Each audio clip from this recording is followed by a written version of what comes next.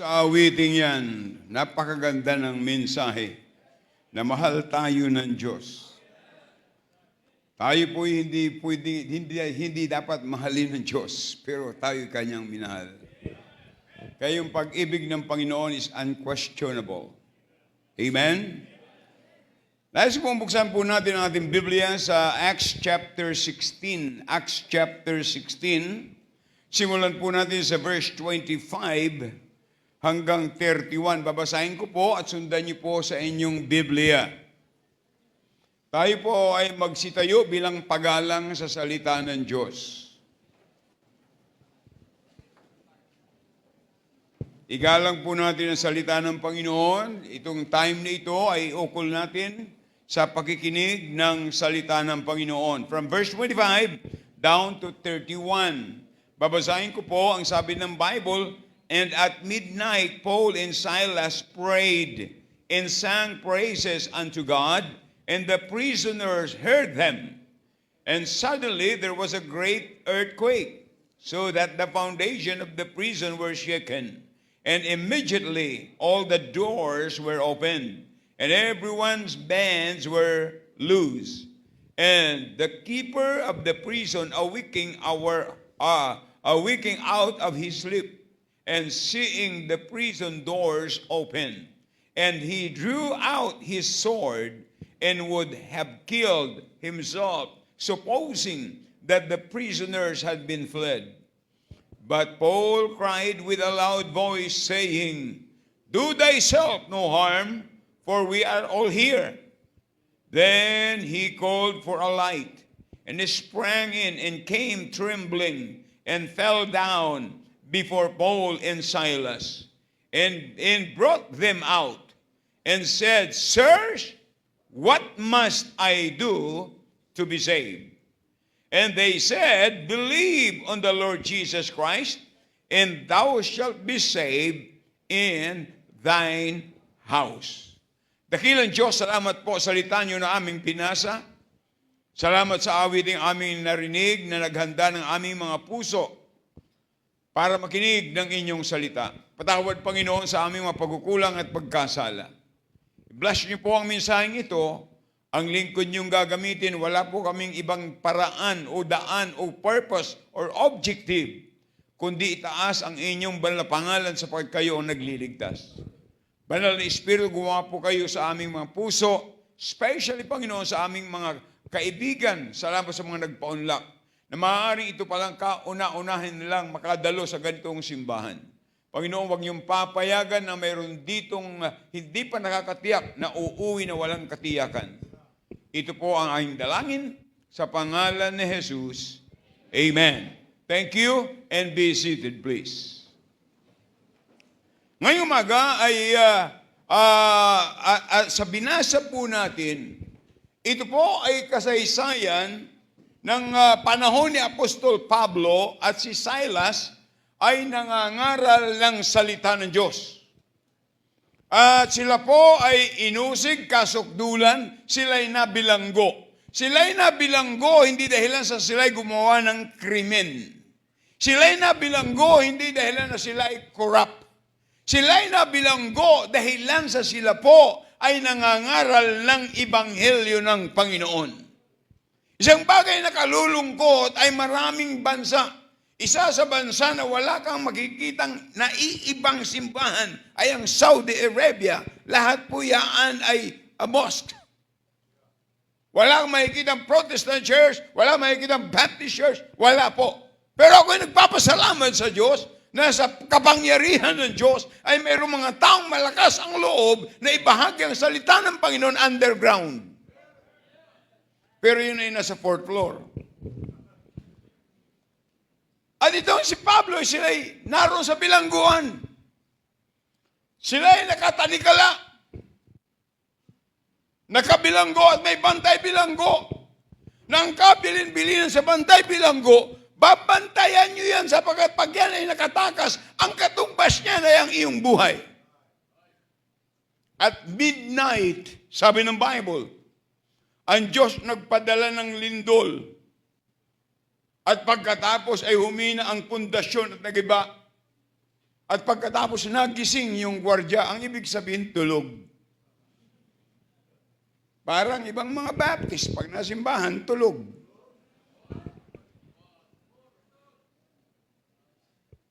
At pagkatapos, sa akala niya na tumakas sila Pablo, ay kinuha niya yung sword. At papatayin niya yung kanyang sarili. Pero nakita siya ni Apostol Pablo. Ano sabi niya? Huwag kang mag-alala. Huwag mong saktan lang iyong sarili. Hindi kami tatakas. Narito kami. At alam niyo, yun ang umantig sa puso ng bantay bilanggo. Alam niya na sila Pablo ay nabilanggo sa pangangaral ng salita ng Diyos. Siguro, nung sila nasa bilangguan, bakit yung dalawang ito?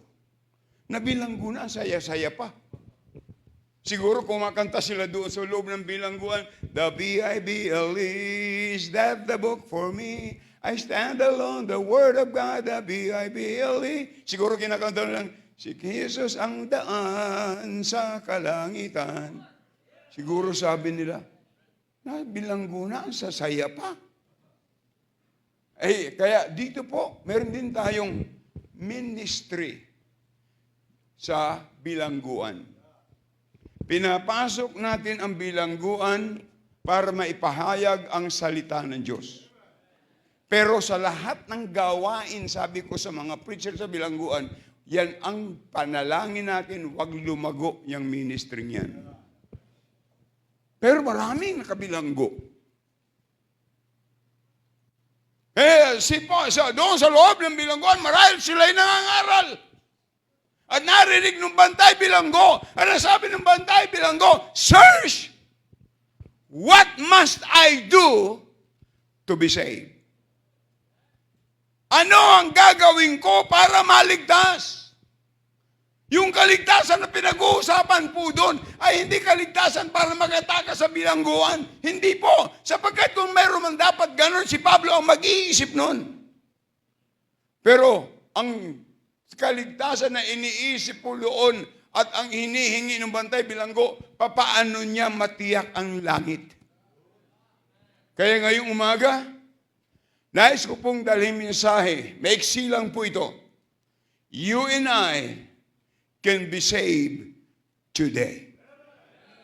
Ako at ikaw ay pwedeng matiyak mo ang langit ngayon.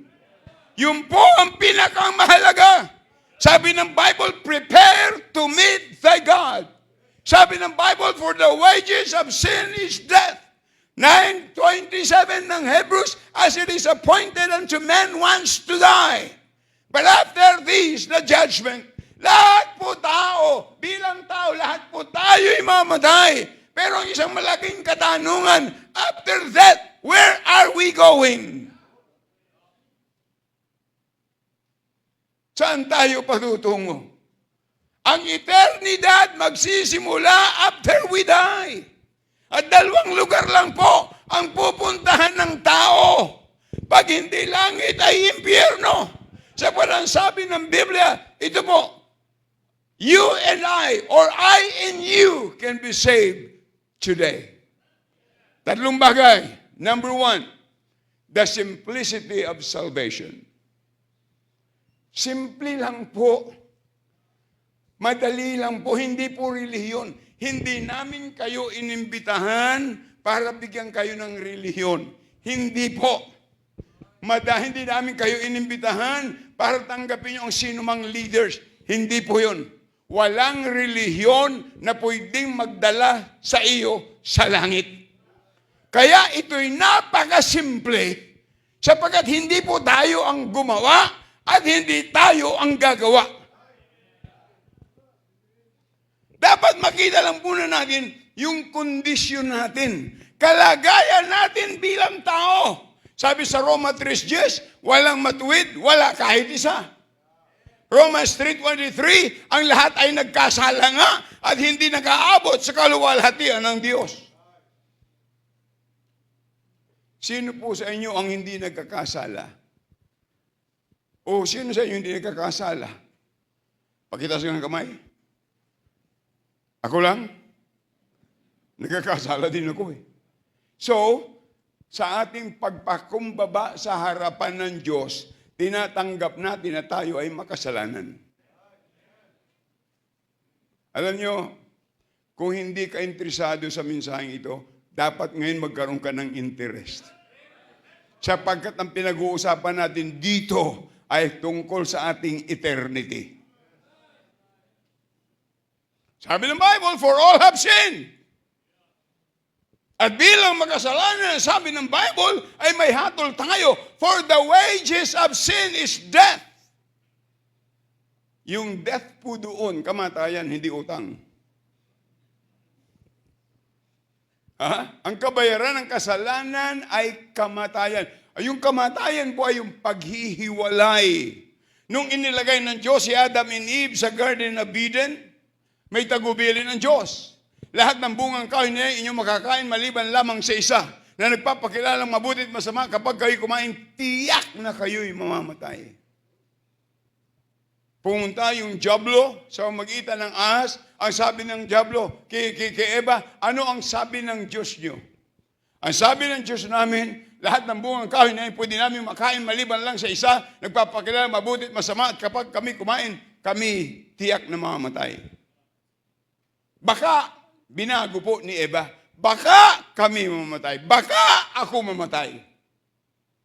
Ang sabi ng Diyos, tiyak. Pero ang sabi ni Eva ay baka.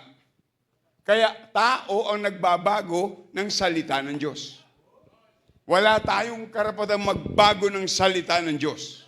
Kaya tayo naniniwala, ang Biblia, ito po ay binubuo ng 66 na aklat at ito po ay salita ng Panginoon.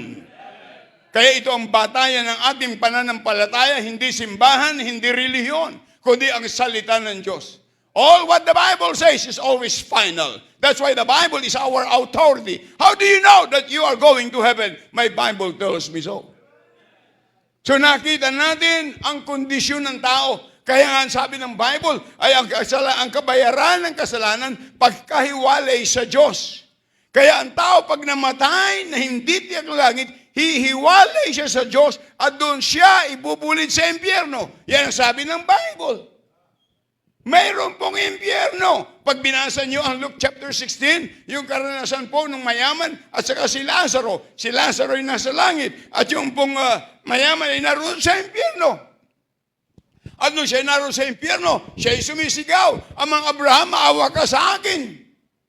Sapagkat naghihirap ako sa alab na ito. Therefore, sa impyerno ay may apoy. At sabi niya, suguin niyo si Lazaro. Napuntahan yung 5 kong kapatid na lalaki. Ayaw ko sila'y mapunta rito sa lugar ng pagdurusa. Ang impyerno ay lugar ng pagdurusa. At sabi ng Bible, sa impyerno may uod na hindi namamatay. For 53 years of preaching the gospel na aking ginagawa, wala akong taong natagpuan at naparinggan na gusto nilang punta sa impyerno. Everybody wants to go to heaven. So tayo po'y nasa ilalim ng hatol. Tayo po'y nasa daan patungo sa impyerno. Everyday ng ating buhay. Kung hindi mo tiyak ang langit, ang tiyak mo impyerno. O sasabihin mo, itong reliyon ko, magdala sa akin sa langit. Sabi ng Bible, may daan na tila matuwid sa mga tao, pero ang dulo niyan ay kapahamakan. Hindi po reliyon, hindi simbahan, hindi po santo, hindi si Pedro, hindi si Maria, hindi si Piña Francia. Napakasimple. Bakit po? Sapagkat si Kristo na ang gumawa. Doon sa cross ng Kalbaryo, pinasan niya yung cross, pinahirapan siya, pinalo. Pagkatapos ipinago sa cross, hindi naman dapat siyang naka-schedule noon. Doon po sa cross may 2 ng lalaki. Isang kriminal, magnanakaw, at tulisan, pareha sila. Yun ang silya elektrika noon eh. Kaliwat kanan. Sa Biblia kasi, walang nakalagay. Ang nakalagay sa Bible ay malefactor. Pero binigyan ng relihiyon ng pangalan. Si Histas daw yung nasa kaliwa, si Dimas ang nasa kanan. At alam niyo ho, may naka-schedule tuwing piyesta ng Pasko ng Hudyo, nagpapalaya ng isang bilanggo at nagpapako ng isang bilanggo. Pinahuli nila, hinuli nila si Kristo. Dinala kay Gobernador Pilato. At pagkatapos, pero may naka-schedule na nun, si Barrabas. Sino po naka-schedule? Si Barrabas. Hinuli nila si Kristo, inharap kay Gobernador Pilato. Pero ano sabi ni Gobernador Pilato? Bayan, wala akong makitang kasalanan sa taong ito kay Kristo. Palibhasa politician, sabi ni Gobernador Pilato, bayan, sinong dapat ipako sa cross? At sino ang dapat palayain? Ang sigaw ng bayan, palayain si Barrabas! Ipako si Jesus! Alam niyo, ang naka-schedule si Barrabas. Pero ipinako si Jesus. Alam niyo po ba? Si Barrabas ay naglalarawan ng bawat isa sa atin. Tayo ang dapat ipako sa krus sapagkat tayo'y makasalanan. Ay hindi naman ako tulisan, hindi lang po tulisan pinapako. Tandaan po natin, isang kasalanan lang ang nagawa ni Eva doon sa Garden of Eden ay yun ang nagpahiwalay sa kanila sa Diyos. Si Barrabas ay naglalarawan ng bawat isa sa atin. Pero salamat sa Diyos. Si Kristo na ang nagpapako para sa iyo at para sa akin. At nung siya'y nakapako na, naririnig na sigurado nung dalawang tulisan at kriminal na yon, na itong Kristong ipapako ay siyang tagapagligtas. Pero yung pong isang tulisan, anong sabi niya? Kung ikaw ang tunay na anak ng Diyos, nagligtas ka ng marami, iligtas mo ang iyong sarili, bumaba ka dyan, idamay mo kami. Alam niya na. Alam niyo, maaaring alam niyo kung si Kristo ang tagapagligtas, but knowledge is not enough. Nasa bingit na ng kamatayan, tinutuligsa pa ang Panginoon. Pero ang sigaw nung nasa kanan, hoy, maski sa Diyos, hindi ka natatakot. Tayo ang karapat-dapat dito. Inamin niya na siya'y makasalanan. Alam sabi niya, Panginoon, alalahanin mo ako pagdating mo sa iyong kaharian. Pero sabi ng Panginoon, ngayon din. Ngayon din. Kaya simple po, hindi na tayo ang magpipinitansya. Hindi tayo magpapasa ng cross. Hindi tayo magkikwintas ng cross. Sapagkat yung cross noon ay lugar na kung saan ipinapako ang makasalanan, hinahatulan. Ang maganda lang po, yung cross na pinagpakuan sa Panginoon ay yung mensahe na doon sa cross, tinubos niya ang ating mga kasalanan. Tinubos niya tayo po at yun ay lugar ng kapatawaran. Kaya tayo dapat lumapit sa Kanya. Napakasimple po sapagkat ginawa na ng Panginoon.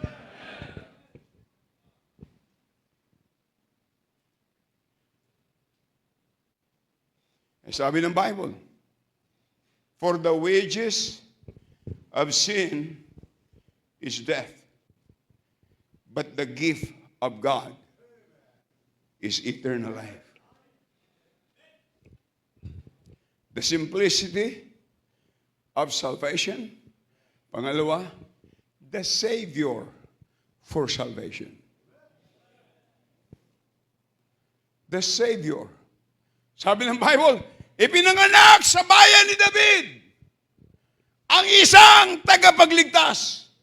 Hindi po dalawa. Isa lang ang tagapagligtas. At may pangalan, ang Panginoong Hesukristo.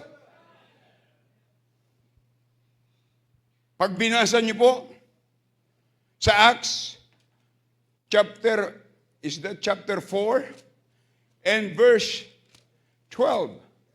Ang sabi ng Biblia, Sa Acts chapter 4, verse 12, neither is there salvation in any other name under heaven given among men whereby we must be saved. Walang ibang pangalan sa silong ng langit na ibinigay para tayo ay maligtas. Ang pangalan ay hindi po Maria, ang pangalan ay hindi Pedro, ang pangalan ay hindi po Judas, ang pangalan ay hindi po leader ng simbahan, ang pangalan, Jesus Christ. I said, the Savior for salvation is Jesus Christ.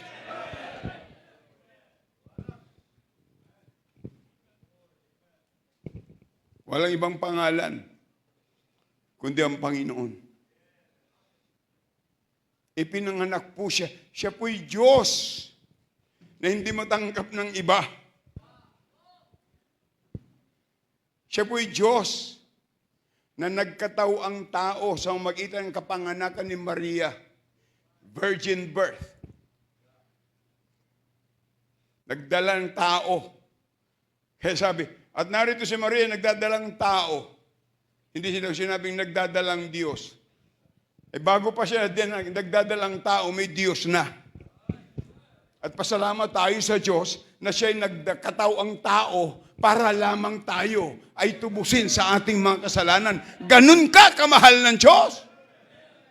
Ano mang kasalanan, ang pinakamaganda po, gaano man tayo kapusakal na makasalanan, ang nais pa rin ng Diyos, ikaw ay makarating sa langit.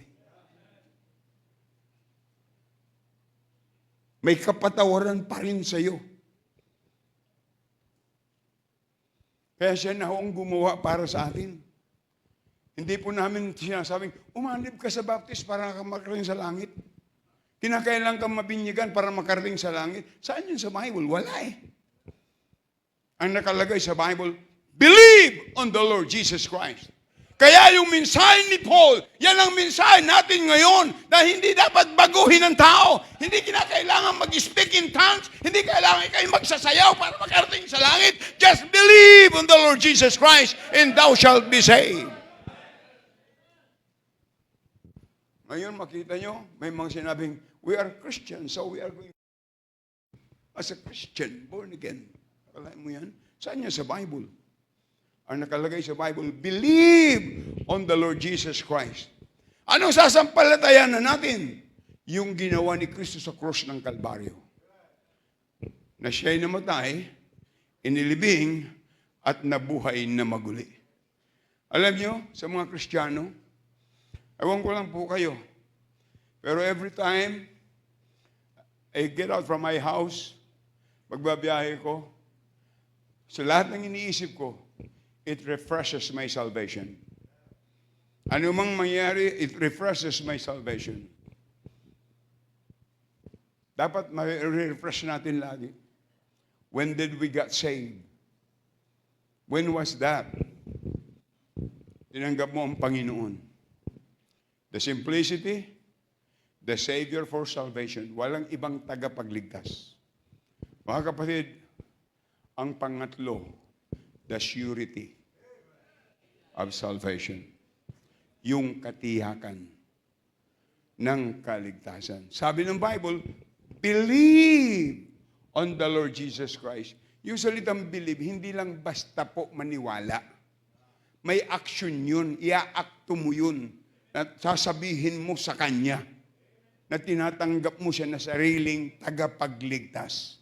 Katulad ng isang tulisan sa cross, ano sabi niya? Remember me! Siguro, naalaala ng prayer ng yung first na wika na sinabi ng Panginoon, naalaala nila. Ano yung una? Ama! Patawarin niyo sila sa kanilang mga kasalanan, hindi nila nalalaman. Abi siguro naalaala nun. Kaya tumawag siya. Panginoon! Alalahanin mo ako pagdating mo sa iyong kaharian. Ay wala tayong magagawa sa kanya. Yun lang word na nasabi niya. Ay bakit? Tulisan, magnanakaw, kriminal. Akala niya ba silang maalaala? Pero kita ng Diyos ang kanyang puso na siya'y tumanggap kay Kristo na sariling tagapagligtas. Kaya sabi ng Panginoon, ngayon din! That's why you can be saved now. You and I can be saved now. Ngayon din, kakasamahin kita sa aking kaharian. Kaya po ang katiyakan ng langit ay ngayon. Hindi ho bukas. Bakit hindi natin alam? Ang araw ng bukas. Sabi ng Bible, Proverbs 27 verse 1, boast not thyself of tomorrow, for thou knowest not what the day may bring forth.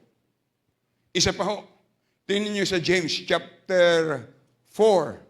Sa James chapter 4. Ang sabi ng Bible, sa James chapter 4 verse 13, go to now, ye that say today, or tomorrow, we will go into such city, and continue there a year, and buy and sell, and get gain. Ano sabi sa 14? Whereas you know not what shall be on the morrow. For what is your life? It is even a vapor that appeareth for a little time, then vanisheth away. Ang buhay natin ay inahalin tulad sa alapaap. Kaya minsan masasabi mo, patay na siya? Bakit? Nagugulat tayo, no? Ang lakas-lakas na. Wala na siya. Kasi po, ang buhay natin sa isang idlap, pwedeng mawala. Mamaya, pwede ako mamatay.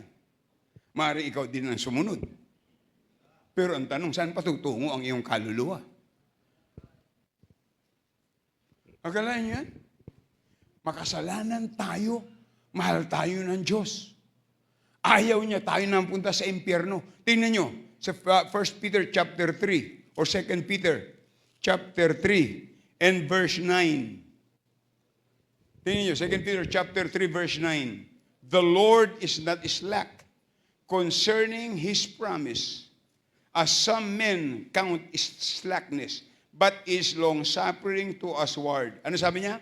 Not willing that any should perish, but that all should come to repentance.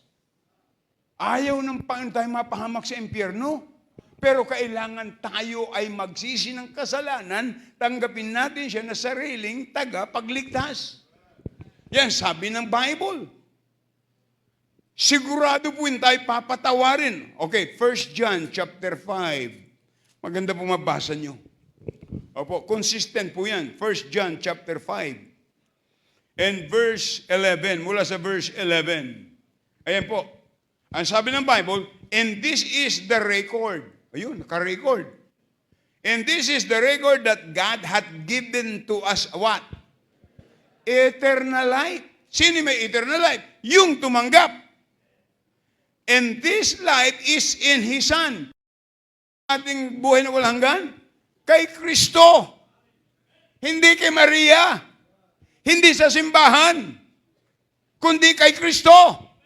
Sino nagbibigay ng buhay na walang hanggan? Ang Diyos. Amen? And this life is in His Son. Verse 12. He that hath the Son, what? Hath life. And he that not hath the Son of God, what? Hath not life. Kung hindi ka kiniroronan ni Kristo, wala kang buhay na walang hanggan. Verse 13, ito ang pinakamaganda. And these things have I written unto you, that what? Believe on the name of the Son of God, that ye may know, upang inyong malaman, that ye have, hindi magkakaroon, that ye have eternal life, and that ye may believe on the name of the Son of God. Can you imagine that? Kaya sure. See? Sure, gurado. Kalahin mo yan? Sure na, sigurado pa. Akalahin mo, kaya sure, gurado. Oh, tingnan nyo, sa Romans chapter 10. Ito po, Romans chapter 10. Romans chapter 10. Ito sabi ng Bible. Romans chapter 10, mula po sa verse 9. Ang sabi ng Biblia, that if thou shalt confess, kung ipapahayag mo, that if thou shalt confess with thy mouth the Lord Jesus, and shalt believe in thine heart that God hath raised him from the dead, thou shalt be what? Saved. Verse 10. And with the heart man believeth unto righteousness, and with the mouth confession is made unto salvation. Alam niyo kung bakit, mga kapatid? Bakit sa puso? Kasi ang puso, magdaraya yan. Tingnan niyo, Jeremiah. Punta tayo sa Jeremiah, chapter 17. Ayan, Jeremiah. Lahat po sa Biblia po yan.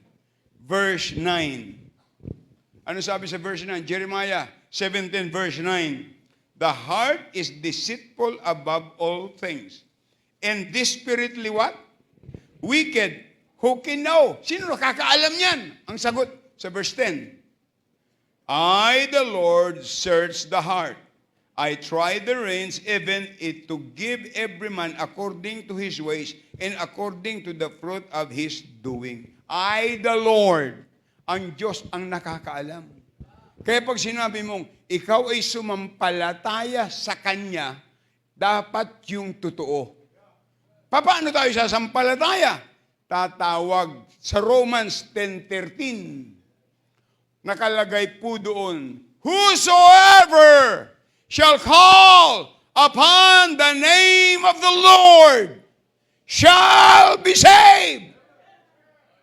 Kaya sabi, nung bantay bilanggo, sirs, what must I do to be saved? Sabi ng Bible, whosoever shall call upon the name of the Lord shall be saved. Tatawag. Ang pagtawag, yun ang panalangin. Tatawag ka sa Kanya. Yun ang prayer. At ang prayer hindi memorize. Kasi kung memorize lang ang prayer, galing lang yan sa memory. Kailangan galing sa puso. Amen? Kaya po, ngayong umaga, tayo ay tatawag sa Diyos. Pwede po kayong i-lead sa pagtawag sa Panginoon. Kung hindi nyo patiyak ang langit, ang katiyakan ng langit ay na kay Kristo. Walang iba. Wala kaming ini-offer sa inyong relihiyon. Ang Baptist Church, hindi po ito relihiyon. Ang Baptist, hindi po yan relihiyon. Oho. Hindi po yan relihiyon. Tandaan po natin, ang inaalok namin sa inyo, persona ni Kristo. Tatanggapin nyo sa pananampalataya. Ano yung pananampalataya? Pagtiwala sa salita ng Diyos.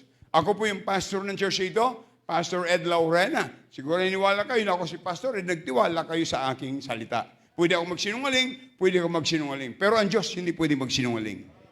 Once na ikay nagtiwala sa Kanya, inilagak mo ang iyong pananampalataya, tiwala sa Kanya, tinanggap mo siya sa iyong puso na sariling tagapagligtas. Sisiguraduhin ko po sa inyo, kayo may buhay na walang hanggan. Kaya lahat po ng aming mga bisita, wala po maglalakad-lakad. Igalang po natin ang pananambang ito. This is a very, very important moment. Inanyayahan ko po lahat ng hindi pa nakatiyak ng langit. Sumunod po sa aking prayer sa malakas na boses. Iga-guide ko lang po kayo. Hindi po yung prayer ko magdadala sa inyo sa langit, kundi yung pagtanggap nyo kay Kristo. Sapagkat ang sabi ni Kristo, John 14:6, I am the way, the truth, and the life. No man cometh unto my Father but by me. He claimed ng Panginoon, I am the way. And then He clarified. Walang makakarating sa langit na hindi dadaan sa Kanya. He clarified and confirm it. Kinonfirm niya. Kaya sabi niya doon sa John 14:1, ay huwag mo gulumihanan ng inyong puso. Sumampalataya kayo sa Diyos. Sumampalataya kayo sa akin. Sa bahay ng aking Ama ay maraming tahanan. Doon po sa langit, yun ang langit ay tirahan ng mga tao na nagsisi ng kasalanan, tumanggap kay Kristo na sariling tagapagligtas. Kaya ngayon pong umaga, i-guide ko po kayo sa prayer. Lahat ng nais tumanggap sa Panginoon, sumunod po kayo sa aking panalangin sa malakas na boses. I-guide ko lang po kayo. Again, hindi po yung panalangin ko ang magliligtas o magdadala sa langit. Yung pagtanggap nyo kay Kristo. Tayo manalangin. Malakas na boses po, yung nais tumanggap sa Panginoon.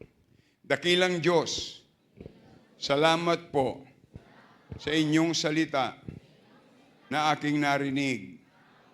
Nakilala ko na ako'y isang makasalanan na inyong hinatulan patungo sa impyerno. Ngunit, salamat po sa pag-ibig ng Diyos na ang Panginoong Hesukristo na bayubay sa krus, namatay, inilibing, at nabuhay na maguli, garantiya ng aking katubusan. Ngayong umaga, pinagsisisihan ko po ang aking mga kasalanan. Tinatanggap ko po sa aking puso ang Panginoong Hesukristo na sarili kong tagapagligtas. Salamat po sa katiyakan ng langit. Salamat po, iniligtas nyo ang aking kaluluwa sa apoy ng impyerno. At binigyan niyo po ako ng buhay na walang hanggan na siyang katiyakan ng langit. Ito po ang aking dalangin sa pangalan ni Jesus. Amen.